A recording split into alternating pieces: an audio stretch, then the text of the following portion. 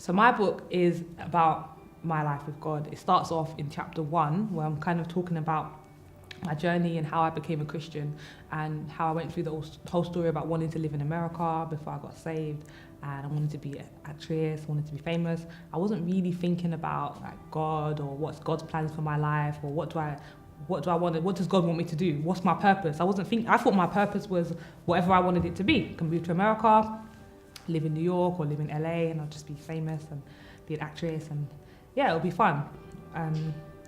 So I started off talking about my journey of how I became a Christian. And then after that, I wrote this book at a time where I was going through a transition period where I was kind of asking God for direction in my life, like asking him for purpose. Because I think this was about 8 years after being saved. I was really asking God, okay, what's my purpose? Other than being a Christian and winning souls for Christ, preaching the gospel, kind of asking what's my purpose? What does he want me to do with my life? I know I was applying for jobs. I thought I was going to be a lawyer, so I was always applying for those type of jobs, and I always used to get temporary contracts, nothing permanent. I would always get like really, really close, and then all of a sudden it won't work out, so it would be like a contract. And so I remember I was asking God for purpose and direction in my career, and that's how he opened this door for me to change careers, and I just became a teacher. And along that journey, it was simple in the sense that God had opened that door for me, but then along that journey, I learned many other lessons as well about how God is just a provider, because before bringing me into that, he kind of took everything away, if that makes sense. There's a chapter in my book where I talked about faith and polishing glasses. So there was a part in that whole period where God just took everything away from me that I knew about. So even all the temporary contracts and all the jobs that I was getting, I just couldn't get them anymore. It was like that door was just closed, and I ended up getting this job as a waitress, and it was just really strange because people that were asking me, why are you working as a waitress? Didn't you have a law degree? Like, what are you doing?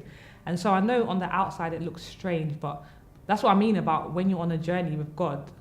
He's always trying to teach you something. It's never just about the issue. It's never just about you're going to be a waitress. It's about God trying to teach you that, okay, I'm going to bring you low before I can bring you high, or I'm going to teach you that you need me. Like I'm the one that's making you into what you're going to be, or God's always trying to teach you something. That's what I realized with that. I remember asking for direction, and I feel like God had closed all the doors that I was so used to. I was so used to calling my agencies and saying, oh, I'm available for work, and then they'll call me, okay, I've got a 4-week project in this firm, can you go there? They're paying this much per hour, etc. And when I really started praying for direction, it was like I couldn't get any of those jobs. It was almost like God had closed every single door, and I was kind of forced to be in a quiet place where I was just at home. And when I was at home, I just took that time to pray. I'd had a corner that I created in my living room where this was my prayer corner. So I'd write things down on post-it notes, stick them on my cupboards, and I would just pray. Like I would spend hours just praying, okay, God, you don't want me to work. And I feel like God did that to take away all the distractions, because sometimes we can just listen to so many voices and get so distracted and so busy with life that we're not actually listening to God's voice. So God literally cut off all of those different distractions, and I was in a place where I was just able to pray. While I was doing that, I was hearing that God speaking to me like through scriptures and through different avenues as well. And I remember when God was saying, okay, sit at my feet, and in my presence you will be made whole. And that's another chapter in my book when I was talking about just sitting at the feet of Christ, and you sit there and God can speak to you. When you give yourself time, or you give God time, he will speak to you, and that's what was happening. He was speaking to me and giving me direction. And it was when I was just in my living room, just quietly on my laptop, that the whole teaching thing that popped up on my screen, and I was able to see it for more than just a pop-up on the internet, but actually God trying to show me something, like this is what I want you to do. So I feel like we always need to listen out. God's always speaking, but we just need to listen out for his voice. What's your name, dear? Desiree. Yea, the Lord would say unto thee, my daughter, remember the woman who broke the alabaster box, how she was willing to sacrifice for me. And it now is a testimony for her for all eternity.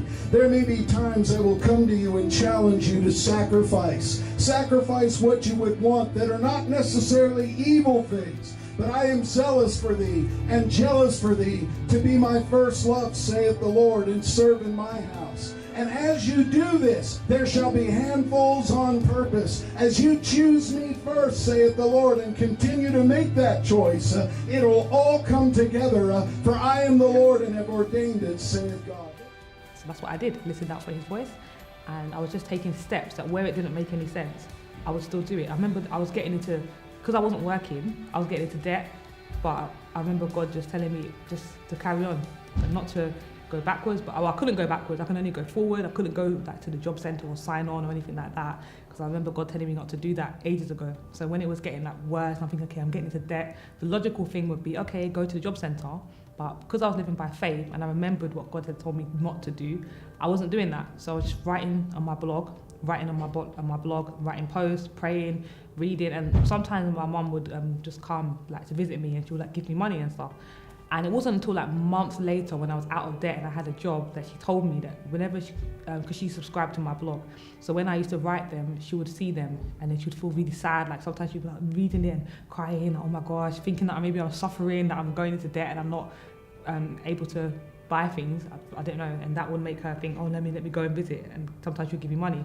But all I knew at the time was that I'm just gonna keep writing on my blog and I'm not gonna sign on. I'm just gonna wait and see what God does. So lo and behold, he was working in the background. So that's the thing, you're walking by faith. Faith is the substance of things hoped for, the evidence of things not seen. So I was just doing what God was telling me to do, even though I couldn't see what he was working out until afterwards.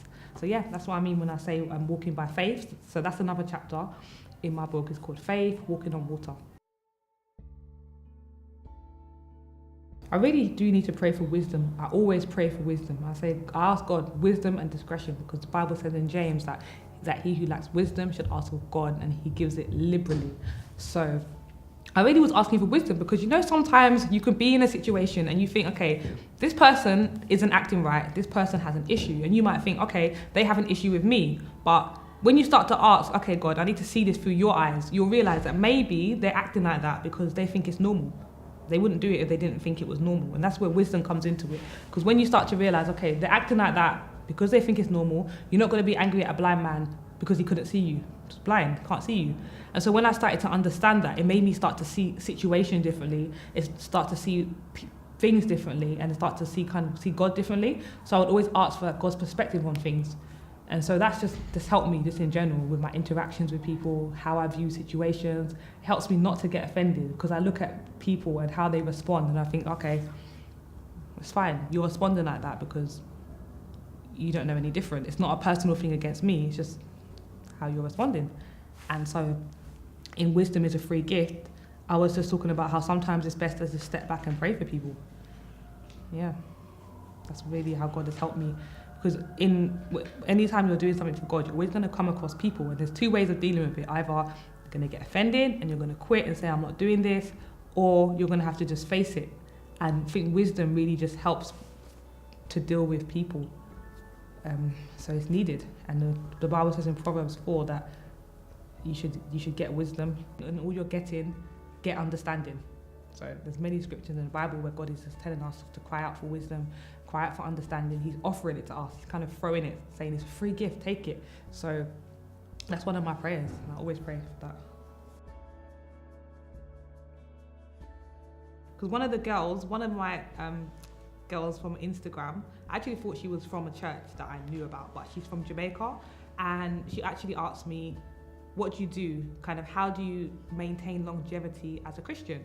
And yeah, there's so many things. I gave her kind of a brief overview, but the main things that I would say that will keep you is you need to pray, obviously, attend church, read your word, and just be aware and just know that there's going to always be tests and trials and things that you're going to have to go through. But every time you go through something, God is trying to teach you. One thing I've realized is that when you go through things in life, God is always trying to teach you something. It's never just about the issue in front of you. It's always about the issue behind it, or the lesson that God is trying to teach you. So, and that all just comes with building that relationship with God, which again comes through praying, through reading your Bible and attending services, church, because faith comes by hearing. So these are some of the things kind of that I've learned. And you have to keep on doing it. Like the Bible talks about not growing weary and doing well. You have to just keep going and keep doing the things that you know how to do.